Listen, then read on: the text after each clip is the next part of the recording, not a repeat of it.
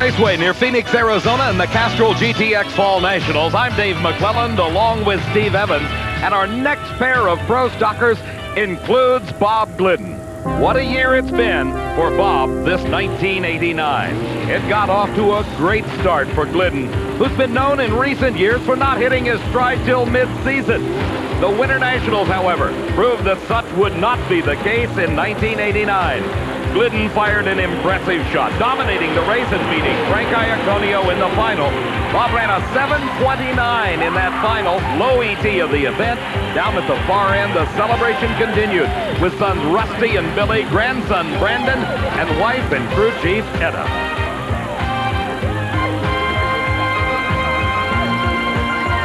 At race number 2, the Super Nationals in Houston, it was more of the same. It seemed that the Glidden family had truly broken the early season jinx. In national event win number 69 against Morris Johnson Jr., Bob established a new national record at 7.256 seconds. That still stands today.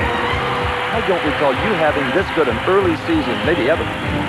It's been 4 or 5 years since we've had anything close to this, and never this good. 2 in a row. Congratulations.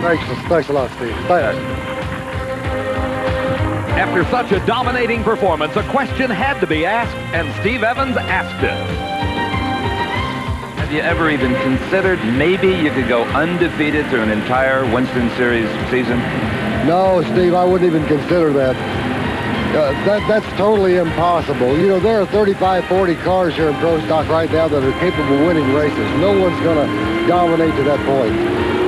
How prophetic Bob Glidden's words were, because later that day at the Gator Nationals in the semifinals, he came up against Darrell Alderman, who outdrove him on the line and won with a hole shot. Glidden's first defeat in 11 passes down the track. This has got to be the greatest moment for Dodge fans and Dodge racers in the last 15, 20 years. And Darrell Alderman, too, because that's the first time I've ever beat him. Well, you know, he didn't really do anything special. I was just extremely late. My driving was off all day today, and when you're racing people like Alderman and he's running as good as he is, you can't be that far off. But there were milestones yet to come. Did you ever think you'd get to the point where I would be saying to you, Bob, you could get win number 70 today? Well, not years ago now. Maybe last week we thought that, Steve, but no, really that was not even a thought in any way. However, at the Southern Nationals, in the final round against Bruce Allen, Bob Glidden, the winningest driver in NHRA history, won his 70th national event. 70 of them.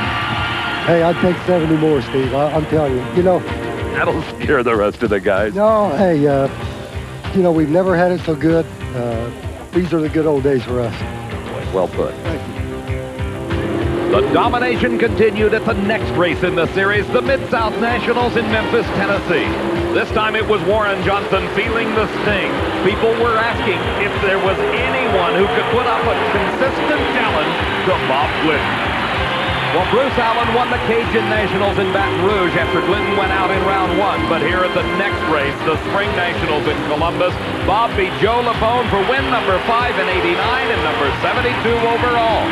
Bruce Allen won the next 2 races, seeming to make a challenge to the points domination of Glidden. But the Mile Highs in Denver and the California Nationals in Sonoma were Glidden's all the way. For wins number 73 and 74, the points race seemed all the more out of sight. Then at the Keystone Nationals in Reading, Pennsylvania, event number 15 in the series, Bob Glidden reached another milestone, 75 national event wins, a record that will probably never be broken. Bob Glidden, a true champion. Whoa, look at that. My goodness gracious. 75 diamonds, Steve. Well, Bob will have to wait to the season in Winston Banquet to collect his $100,000 bonus, but it gives me great pleasure to see in the near lane for the 10th time the Pro Stock champion. Just appearing here, David, does it. Bob Glidden's Motorcraft Ford Pro may be off just a little bit in performance. He was only able to qualify number 4 at a 7:42, but Kenny Delco qualified even slower. He was the number 8 car with a 7:47. This field incredibly close. Now, some people will tell you that Glidden has fallen off a little bit because he's already won the title and he's experimenting for 1990. He denies it, but I don't doubt he's capable of doing that. That is a Pontiac Grand Prix in the far lane. That's Paul Rabeski Contracting Special with Kenny Delco from Center Reach, New York at the wheel. The classic General Motors versus Ford battle here in round number 2 of Pro Stock.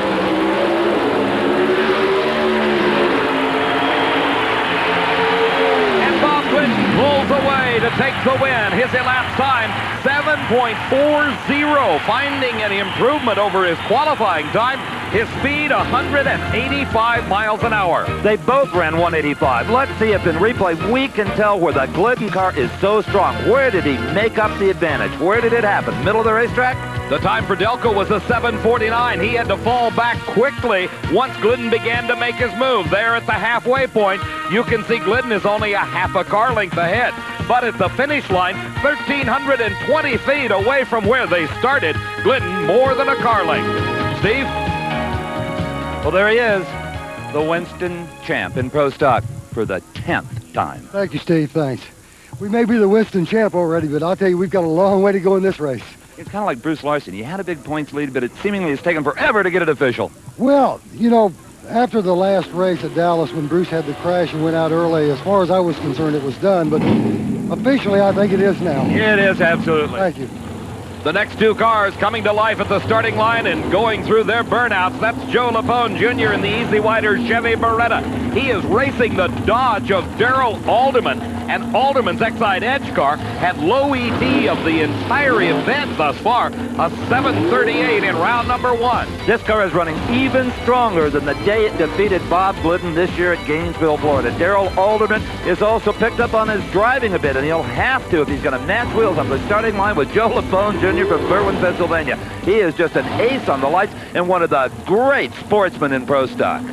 Lapone had a 7:44 in qualifying. That marked him for number 5. Number 1 was Alderman, so it was no surprise that the wedge-motor Dodge ran that 7:38. He had a 7:40 in qualifying. This is the quickest car on this racetrack at the moment.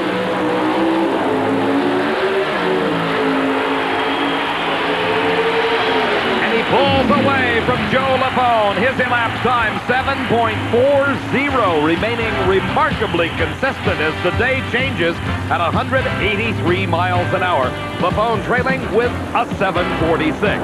That sets up now the final 4 in Pro Stock Eliminator. It will be Larry Morgan's Oldsmobile against Darrell Alderman's Dodge. Alderman having the lane choice. The other pair, the Ford of Glidden against the Oldsmobile of Warren Johnson. Glidden choosing the lanes in the semifinals. Round number 2, funny car racing, coming up next at the Castrol GTX Fall Nationals.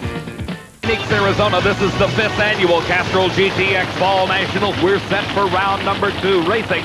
In funny car eliminator, here's the Hawaiian Punch. This is Jim White. The car owned and tuned by Roland Leong, and a supercharger explosion on the burnout. Oh, that flip, the car said, hello. The blower banged the body up. There does not appear to be a lot of structural damage. What an awful year this has been for Jim White. A big fire at Brainerd, Minnesota, a wall banger at the U.S. Nationals, and now an ear ringer here at Phoenix. His competition, Kenny Bernstein, will get a break in round number 2. All he's got to do is keep it between the center line and the guardrail. White out of the car. Bernstein will advance into the semifinals. As we look again, Steve, any idea what may have happened? The only thing that could have, an intake valve was open when a spark plug went off. I'll tell you what, if they flambe the Hawaiian car one more time, there won't be anything left of it. As I said, it's been an awful year for a wonderful driver. Well, actually, that was tempered a few weeks ago. They got that car finally into the 520s. And he was looking forward to racing Kenny Bernstein, but that is not to be. As you said, David Bernstein will have a bye run, and for Jim White, he's got to be shaking his head saying, I can't wait till 1990. It can't be any worse. Now, you'd think that Kenny Bernstein, being unsuccessful in winning his 5th consecutive funny car title, that was his strength, would be a grumpy guy. Quite the opposite. Bernstein is laughing. So is his crew chief, Dale Armstrong. They are having a lot of fun.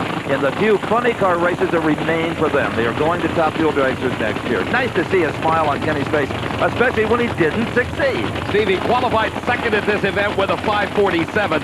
In this last third of the season, he has run as quick as a 5:21. And the word out of the Budweiser King camp is that they're doing some experimenting of their own, trying some combinations that they might use for next year in Top Fuel. Jim White can do nothing but try to work out the kinks and look on as Bernstein heads down track on a single and right into the semifinals. Bernstein stays below the 550 mark. 5:49 his elapsed time. His speed 267 miles an hour. As he makes the turn off the track, they hook up the tow car to the Dodge Daytona of Roland Leong and his driver Jim White. A tough day for them. In the pits, Bob Glidden getting his Ford Probe ready for its race with Warren Johnson in the semifinals of Pro Stock. Look at the mouths, the hungry mouths, 8 of them, in fact, of the 2 4-barrel carburetors sitting atop the 500 cubic inch Ford engine. Steve? Well, as we saw earlier today, at the end of the season, Kenny Bernstein will have to scrape the number 1 off of this big red car and hand it over to Bruce Larson, but he's not going to go out without a fight, are you? 5:49. No, you can't do that. But listen, let me say one thing for Bruce Larson and that team. They deserve it. They won it. The Winston Championship's theirs. They had a great season the whole year long. And believe me when I say from this team to them, they've done a superb job, and they should be proud of that. The racetrack right now. Well, it's marginal. As the hotter it's getting, it's a little more marginal. We did soften it today, Steve. Dale just felt it was a little too aggressive on the 42 run, the previous round. Took a little bit out of it, and that shows that's what it came up with. But there's 2 other cars up here running awful good, Prudhomme and McCulloch. They're in the 40s, so we may have to put it back in there. Let's go watch them. Okay.